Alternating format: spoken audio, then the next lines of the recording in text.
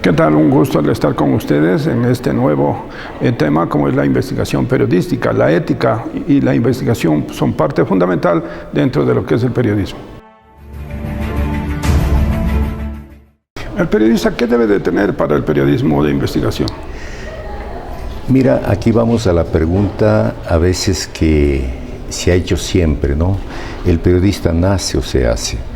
Creo que definitivamente la academia lo que hace es dar ciertos conocimientos que posibiliten entender de mejor manera la realidad, los problemas del país, del mundo, etcétera. Pero el periodista tiene que tener cierta vocación. Si no hay ese espíritu de vocación, no entendemos la importancia que tiene en el ámbito general del periodismo y mucho más en el ámbito de la investigación periodística o del periodismo de investigación.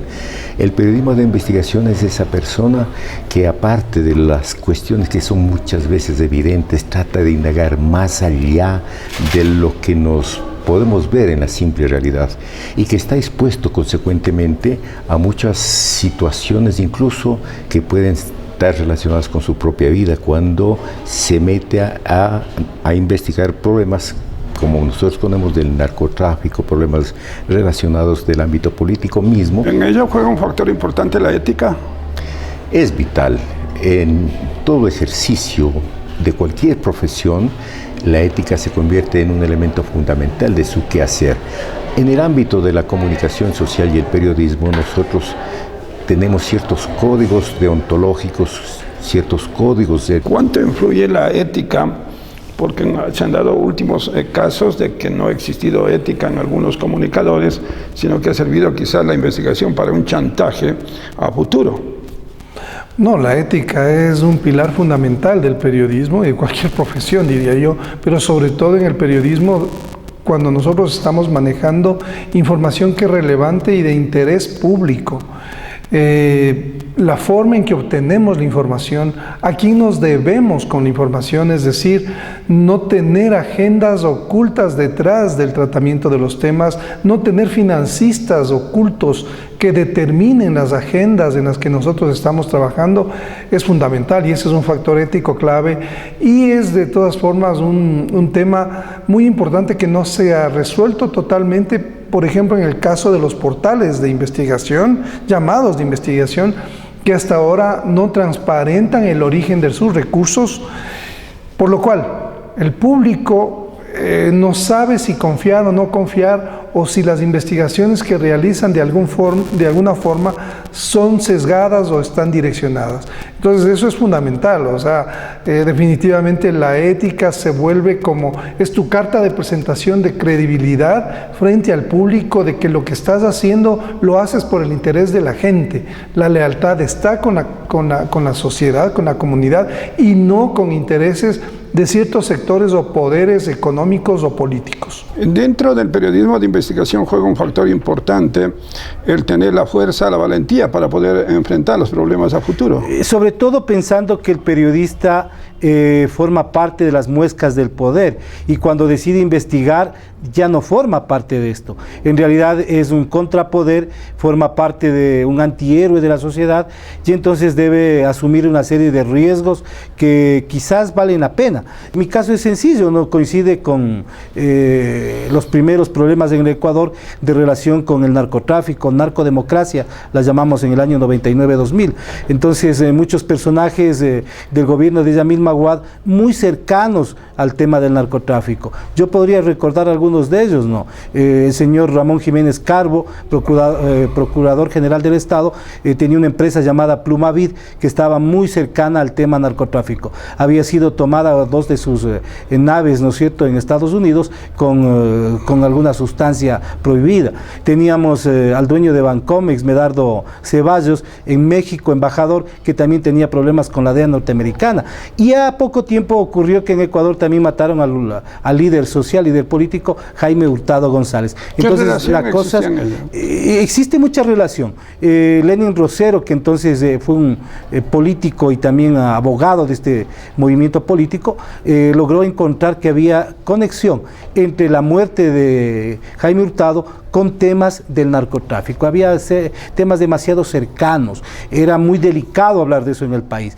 Y entonces a muchos periodistas, no soy el único de ese tiempo, se nos dio orden de salir del país o seguir viviendo. Y entonces, claro, a mí me hicieron un favor enviándome fuera del país. La investigación siempre estará en contradicción con el poder. El poder trata de esconder cosas que no le convienen que la gente conozca. Hoy mismo nosotros estamos sumidos en una serie de problemas, especialmente de escándalos políticos y económicos en torno a los últimos grupos de poder en el Ecuador, los pasados y los presentes. A veces se presentan solo denuncias, pero no hay el seguimiento para profundizar la investigación. Las denuncias deben ser corroboradas. Evidentemente, si es que las denuncias se presentan ante las autoridades pertinentes, es el Ministerio Público el que debe activar una indagación para luego determinar si existen indicios de responsabilidad y derivarlos en la Administración de Justicia.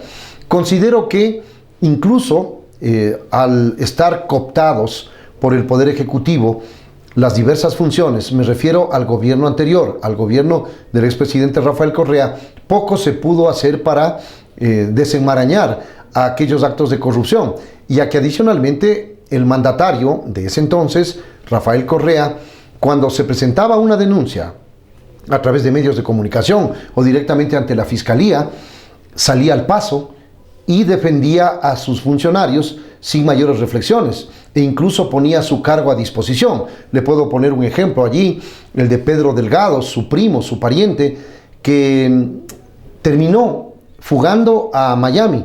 Bueno, ni fugando, lastimosamente engañando a la población ecuatoriana, en atención a que se descubrió que su título de economista era falso, algo que el presidente de la República de ese entonces, Rafael Correa, negaba y decía que si le comprueban aquello, él ponía su cargo a disposición.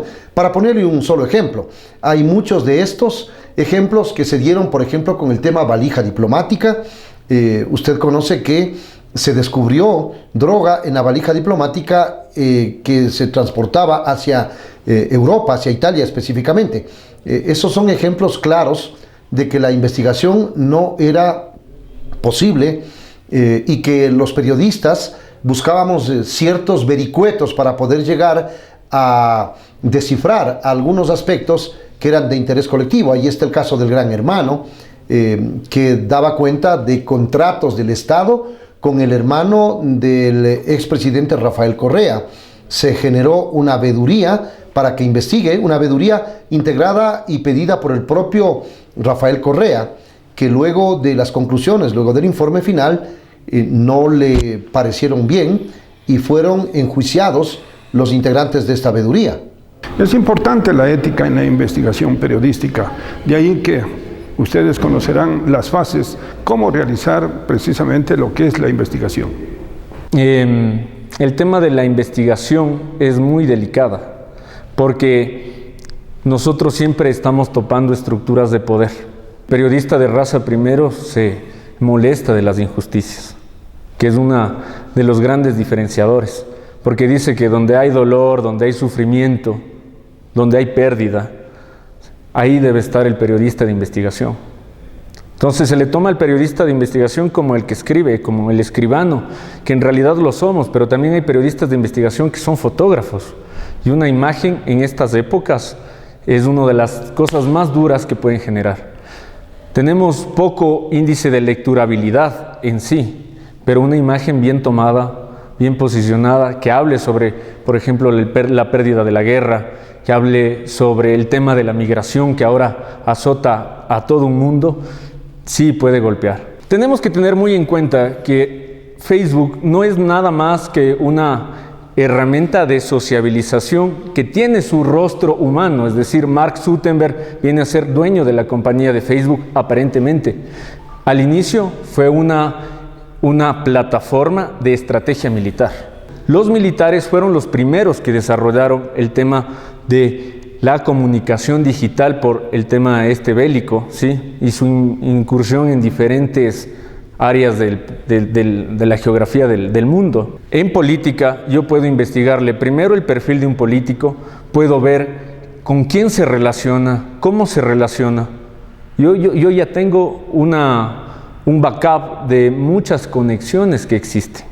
Ahora, si hablamos de temas más profundos dentro de la investigación, ahí está, por ejemplo, el tema de Julian Assange, a través de los Wikileaks. Los Wikileaks, por ejemplo, lo que hace este hacker es inmiscuirse dentro de las conversaciones que aparentemente está en lo privado, pero que de una u otra forma, si yo ya lo sustraigo, es público. E inclusive recientemente se publicaron unas fotografías donde contrapone el discurso con la realidad. Al pueblo se le dice, yo estoy comiendo arroz con huevo, y en la fotografía me están mostrando que yo estoy comiendo mariscos acostado en mi cama, subiéndome a mi yate. Entonces, entre la imagen pública, el discurso y la investigación están correlacionadas. Cuando estuve en Cuba, a través de mi cámara traté de retratar el dolor de esa gente. Y es cuando una cámara de fotografía se convierte en un arma. Yo te diría que en mi caso particular hay dos tipos, dos momentos, dos formas de investigar. Uno es investigar el pasado, investigar el presente. Pero también existe, que es a lo que me dedico, investigar el futuro, para anticiparse. Yo me dedico a investigar el futuro.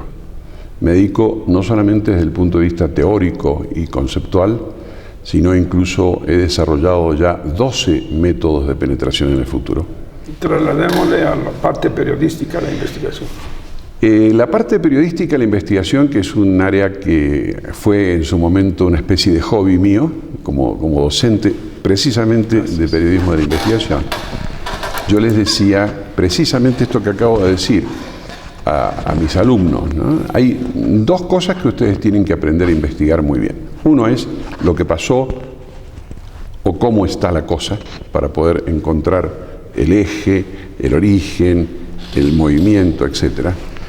Pero también el periodismo de investigación es tratar de anticiparse a lo que todavía no ocurrió. Estoy de acuerdo que el periodismo de investigación está en crisis. Yo creo que el periodismo se ha convertido ha sido corrido por la urgencia. Entonces está respondiendo de manera directa a los eventos, a los hechos, y no hay detrás un análisis, una investigación, excepto personas muy específicas. ¿Me explico? Entonces se ha perdido la calidad de la investigación del periodismo. Por supuesto que en el tema del periodismo de América Latina, periodismo de anticipación, que es lo que a mí me interesa, hay muy poco, casi no existe. Y el periodismo de investigación de lo profundo de lo pasado y de lo presente, no, es más lo mediático, es más lo figurativo, es más lo show que el contenido de más. Esa sí creo que es una crisis. A la par, ¿cómo va la ética y la investigación periodística? ¡Ah, qué pregunta!